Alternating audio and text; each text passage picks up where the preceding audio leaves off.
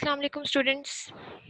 FSEX online support program level 6 to 8 class 8th textbook biology 9th PLD publishers Lahore page number 59 and 56 chapter number 4.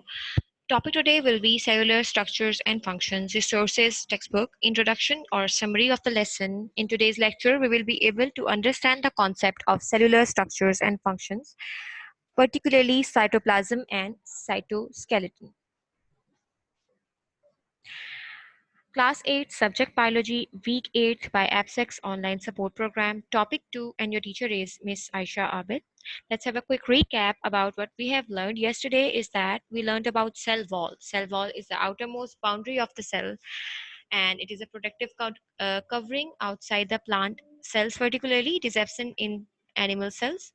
And then we learned about cell membrane, which is present very next to the cell wall in plant cell and first membrane of plant animals.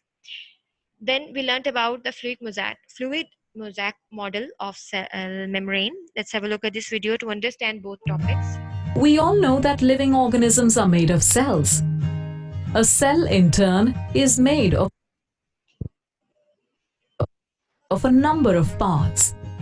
One such important part of a cell is the plasma membrane or the cell membrane. Plasma membrane is the outermost covering of a cell that separates it from the external environment. It is made of lipids and proteins. The plasma membrane behaves similar to the door of a house. It guards the entry and exit of substances in and out of the cell. Interestingly, not all the substances can enter inside the cell. The cell membrane of the cell allows only selective substances to enter. Hence, it is a selective permeable membrane. Cell membrane is the protective layer present in all the cells. In case of a plant cell, an additional protecting layer is present outside the cell membrane. This is the cell wall. A cell wall is the rigid outer covering of the plant cell. It is made of cellulose, which is a complex molecule. The function of a cell wall is to maintain the shape of a plant cell and to provide strength to the plants. Now that we know about the cell wall and the cell membrane, let's start today's topic, which is cytoplasm. Cytoplasm, it is a semi-viscous and semi-transparent substance present in between the plasma membrane and nuclear envelope. As you can see, this is the cell membrane and the central entity is the nucleus. All of the substance, watery substance, as you can see, that yellow structure is known as cytoplasm. It is semi-viscous and semi-transparent. It contains water in which many organic molecules such as proteins, carbohydrates and lipids, along with inorganic salts which are completely or partially dissolved.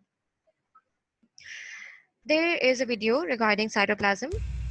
Welcome to Moo Math and Science. In this video, I'd like to talk about the cytoplasm.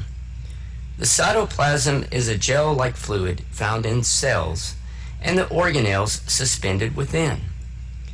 Cytoplasm is found in eukaryotic and prokaryotic cells. The fluid of the cytoplasm is called cytosol.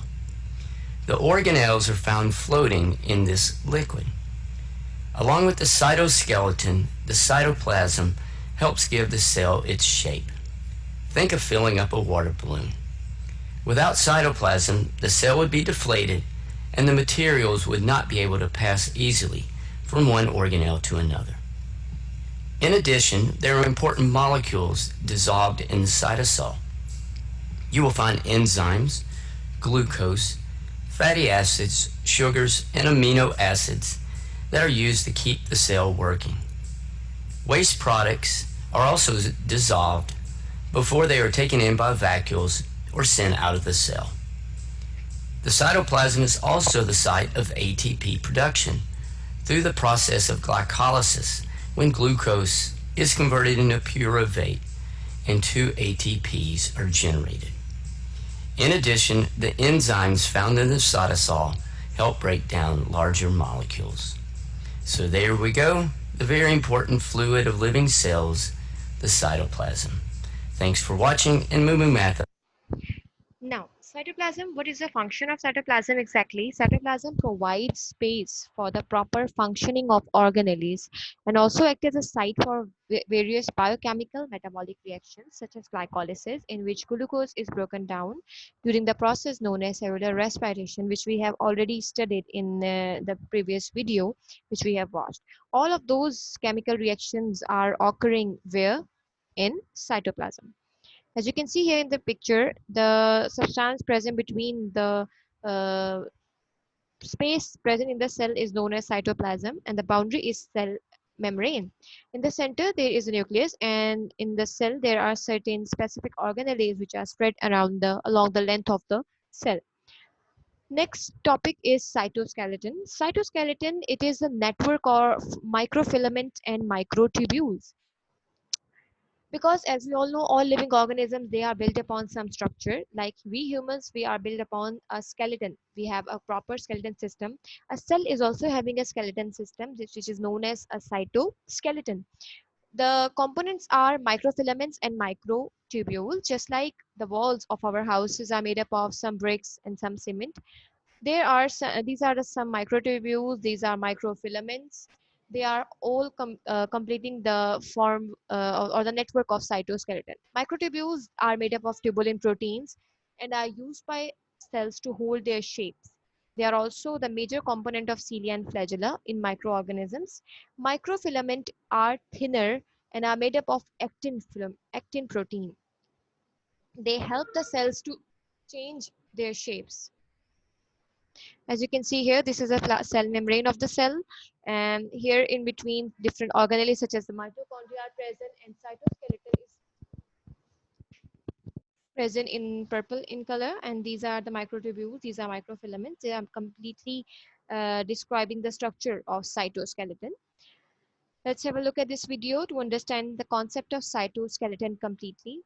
When we first learn about cells, because of the visualizations that we often see in textbooks, or even some of the micrographs we might see from microscopes, we kind of imagine cells as these little balloons of fluid with things floating around in them. So this right over here, this is a fairly common textbook visualization of a cross-section of the cell, and we see all of these important parts. We see the nucleus, we see the endoplasmic reticulum, we see the Golgi apparatus, we see mitochondria here, and the way that this is drawn, it looks like they're just floating. It looks like they're just floating in the cytosol. And it is true that there is a lot of water in cells. In fact, you are mostly water, and most of that water that makes up you is found in cells. But it turns out that these types of drawings are missing a very crucial aspect of the structure of cells. They are missing the cytoskeleton. Cytoskeleton, and this is still something that we are trying to understand better of how does the cytoskeleton work, and how does it help the cell have its structure and move things around and give it its shape. So cytoskeleton, it's one word, but I've written the different parts of the words and the different parts of the word in different colors here, because this literally means cell skeleton. So if I were to actually try to visualize the cytoskeleton here, I'd have all sorts of these structures. Let me just in a different color. I'd have all sorts of these structures crisscrossing the cell in different ways that have proteins bound to them, and they're even moving and they're growing, and they can help the cell move around, or they can help transport things within the cell, and other things could be lodged in them. And so it's a much more complex thing that we're talking about than what was depicted in this visualization before I had my chance to scribble on it. And to help us visualize it, and I found this picture. It's a public domain picture, and I found it fascinating because it really helps you think about the complexity that is going on in even one of your cells. So let's look at some of the structures over here. So this thing that I'm kind of tracing right over here, this is called a microfilament. This is a microfilament. So let me write that. That's a microfilament. And just to get a sense of the scale, its diameter, so this diameter is going to be about 6 or 7 nanometers. So approximately 6 to 7 nanometers, 6 to 7 billionths of a meter. And to have just get a sense of that relative to the cell itself, a typical cell could be 6 to 7 micrometers in diameter or larger. So this is essentially 1,000th of the diameter of the cell. So these things that I'm drawing right over here, these actually would not be that far off in terms of scale. In fact, I'd probably want to draw it even thinner, and that's why you often won't see in these diagrams, because you'd have to draw it so thin. The diameter of one of these filaments is roughly order of magnitude 1,000th of the diameter of a fairly typical cell. But these things are incredibly important. They help give the structure of the cell. They're made up of actin proteins. So you can see there's kind of these two actin, you can kind of visualize them as ropes wrapped around each other. And so the protein involved here, let me do this, I'm using that color too much. The protein involved in these microfilaments is actin. This is actin. And what's neat about these microfilaments, as I said, they help give structure, they help do all sorts of things. They can actually be dynamically kind of destroyed and created. Their lengths can be changed. This can help a cell actually move. And even more, you can use them, you can transport things along them, or you could pull and tug on them. And there's actually a fascinating interaction between actin and what you see over here. This right over here, this is made up of myosin. This is myosin. Let me write this. It's hard to see. That is myosin.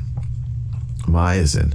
And the relationship with actin and myosin can act as kind of this thing that kicks along the myosin, and they can move relative to each other. And this is essential for muscles contracting. It's fascinating to see that even things like proteins, which are just made up of a bunch of amino acids, they can interact in these fairly complex ways, that you can have these myosin things kick along and move and tug on the actin. So that's myosin right over there. We see ribosomes. These ribosomes are the ribosomes that are not attached to the endoplasmic reticulum. So these are free ribosomes. We learned about the structure of cytoskeleton, in which microfilament microtubules are present, and we learned about the role of tubulin proteins, which is making up the microtubules, and we learned about cytoplasm. Let's have a quick review of our today's lecture, in which we learned about cytoplasm and cytoskeleton. This video will summarize our today's lecture. The cytoplasm is a portion of the cell that contains everything between the outer plasma membrane and the nuclear envelope. All of the structures inside the cell are sitting in a jelly-like fluid called the cytosol. Cytosol is made mostly out of water. You may have heard that the human body is as much as 60% water. This is true because the cytosol inside cells is made mostly of water. It is because the cytoplasm is mostly made of water that it doesn't provide very much support to the structure of the cell. In the human body, our skeleton of bones provides us with structure and support. In the cell, a structure called the cytoskeleton serves the same purpose. The cytoskeleton is made up of fibers and threads made of proteins that give the cell its shape, organize the inside of cells, and allow some cells to move from place to place.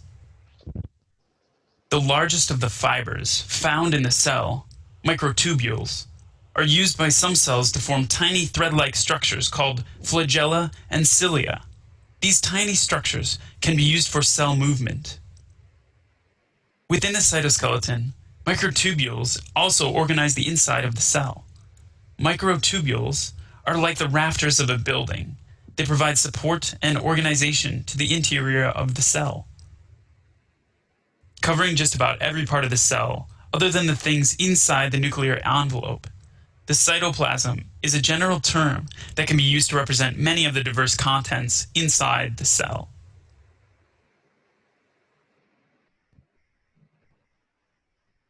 So your assignment for today will be, you have to write the answer of what is cytoskeleton and write down the review questions, question number 1, 2, and 8 from understanding the concepts. Thank you so much for your attention. If you guys have any question related to the topic which we have learned today and yesterday, feel free to ask. Allah Hafiz.